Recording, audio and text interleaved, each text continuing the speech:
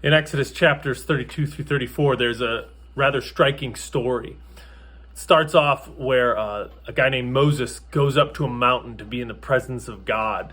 And the people of Israel are all camped at the base of this mountain. And the context of the story, if you've been reading along, is that God has just delivered them in a mighty way from slavery and given them some ways to abide, some laws that teach them how to love each other the way that he loves them. And God's presence is visible on top of this mountain. Moses goes up.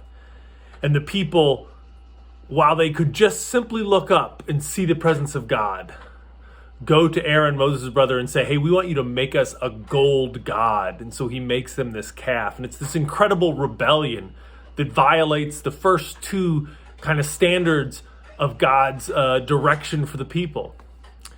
And it's just a striking reminder of how, as humans, we can have such a strong testimony of who God is, yet turn to our own ways. And this is what they do, and they experience the consequences.